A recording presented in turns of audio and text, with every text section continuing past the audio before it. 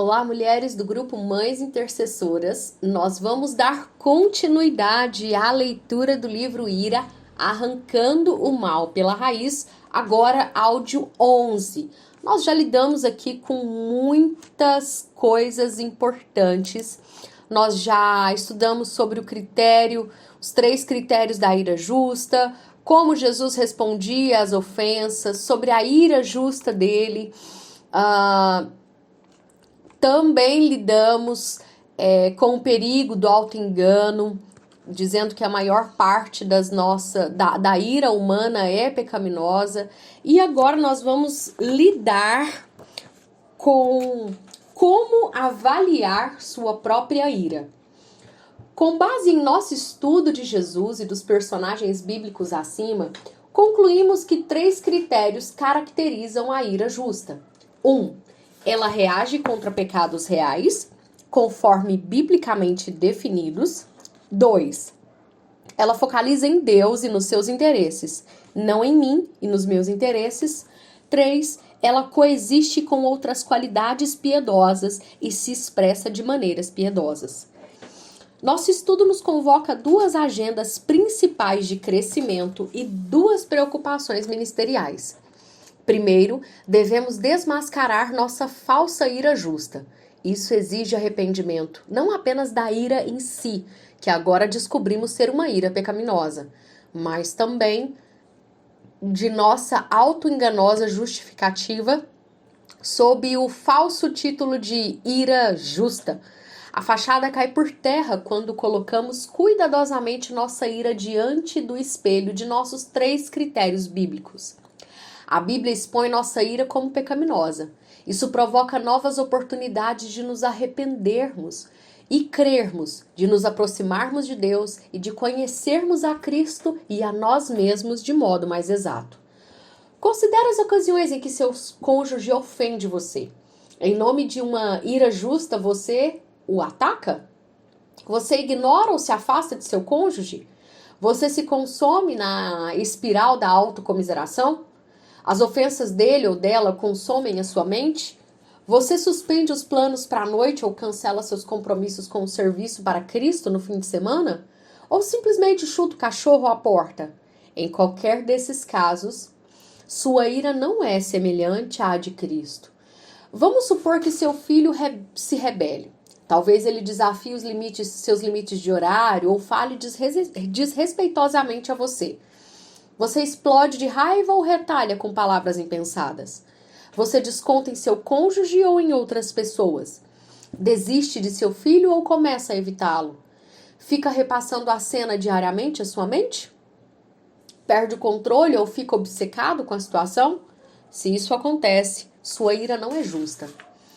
Ou o que acontece no seu íntimo quando seu chefe o deixa de lado na hora da promoção, depois de você ter se esforçado para lidar com os pontos fracos observados em sua última avaliação?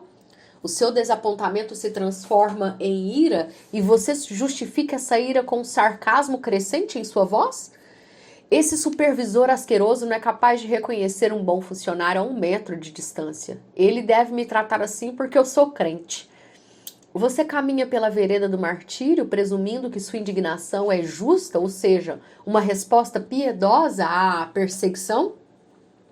Ainda que um cônjuge ofensor, um filho rebelde ou um chefe injusto possam nos tentar mas não causar, uma resposta irada, precisamos fazer algumas perguntas fundamentais. Você está irado por causa do que a pessoa fez contra você ou por causa do que ela fez contra o seu Salvador? Quem considera a pessoa mais ofendida? Você ou Jesus? Em meio à sua emoção acalorada, você está se consumindo por si mesmo ou pelo seu Deus? A sua indignação aumenta porque o nome de Deus é desonrado ou porque o seu orgulho foi ferido? A ira justa surge porque o pecado de outra pessoa ofende a Deus, não porque você foi pessoalmente magoado ou tem desejo de vingança.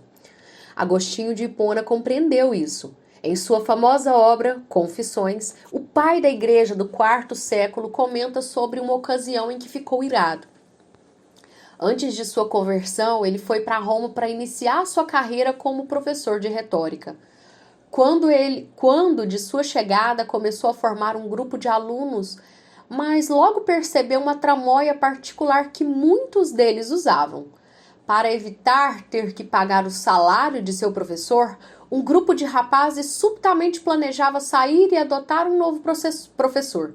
Desonestos que, por amor ao dinheiro, desvalorizavam a justiça. Como foi que Agostinho respondeu? Meu coração os odiou, ainda que não com ódio perfeito. Salmo 139, 22. Pois talvez meu ódio por eles fosse mais pelo que me fariam sofrer do que por terem feito algo de errado. ênfase acrescentada. Em outras palavras, a ira de Agostinho não chegou a ser uma ira justa. Não era o ódio perfeito do salmista. Por que não?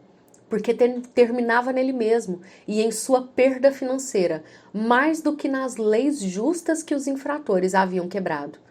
Mais tarde, porém, depois de sua conversão e crescimento como cristão, Agostinho recordou aqueles infratores com uma ira mais justa. E agora odeio gente depravada e ímpia, como aqueles, embora eu os ame desde que sejam corrigidos de modo a preferirem o aprendizado que recebem ao dinheiro, o aprendizado de ti, ó Deus, a verdade e a plenitude de bondade e paz asseguradas. O que mudou? Sua conscientização de Deus. A ira de Agostinho contra os transgressores passou a ser dirigida contra sua rejeição de Deus. No entanto, como no caso do salmista acima, juntamente com o ódio, ouvimos de um desejo que tais pessoas chegassem a conhecer e amar a Deus mais do que ao dinheiro. Naquela ocasião, conclui Agostinho, eu preferia, por amor a mim mesmo, desprezá-los por serem maus a gostar deles e desejar que fossem bons por amor a ti, ênfase acrescentada.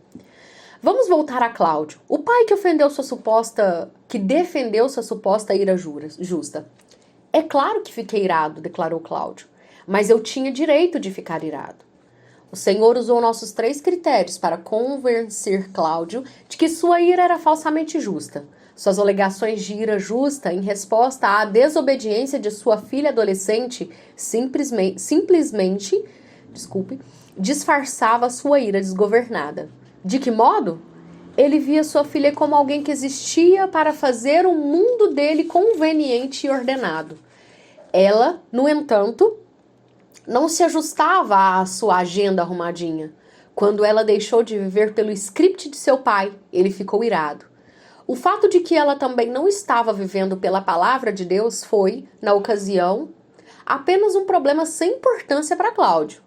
Cláudio confessou a sua ira e sua pretensa justiça, ainda que a desobediência e a confrontação de sua filha fossem pecaminosas, satisfazendo assim o critério número 1, esse fato apenas o ajudou a racionalizar sua reação errada. Pensamentos sobre a honra ferida de Deus, com base em sua própria admissão posterior, eram a última coisa em sua mente quando ele explodiu, não satisfazendo assim o critério 2. Além do mais, a sua reação à sua filha foi totalmente distinta da reação que Cristo teria, violando o critério 3. O bem-estar de sua filha nem passou por sua mente. Tudo tinha a ver comigo, nada com ela, ele confessou mais tarde. Uma vez arrependido de sua ira pecaminosa e auto-engano, Cláudio pôde ministrar mais efetivamente à sua filha. Sua esposa passou a apoiá-lo mais. Na verdade, esse ministério começou no dia em que, humildemente, ele pediu a ambas que o perdoassem, não apenas por suas explosões, mas também por tê-las racionalizado. Uma segunda agenda piedosa e preocupação ministerial derivam de nosso estudo. Não apenas devemos desmascarar nossa ira pseudo-justa, como também devemos cultivar a ira justa. Se Deus se ira contra o pecado, então o crescimento na piedade envolve um crescimento correspondente na ira justa.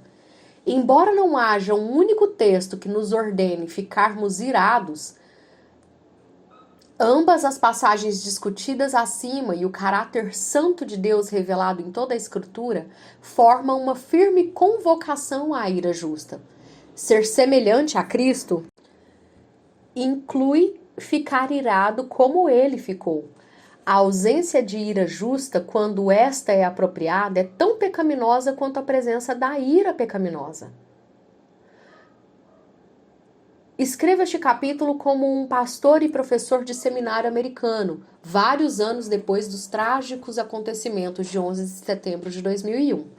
Naquele dia horrível, terroristas sequestraram aviões comerciais e os lançaram contra o World Trade Center em Nova York e contra o Pentágono em Washington, matando mais de 3.000 pessoas.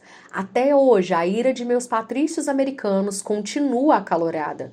No entanto, os motivos por trás dessa ira, de acordo com os critérios exemplificados em Jesus e outros personagens bíblicos mencionados acima, certamente são ambíguos. Assim nós concluímos o áudio de número 11.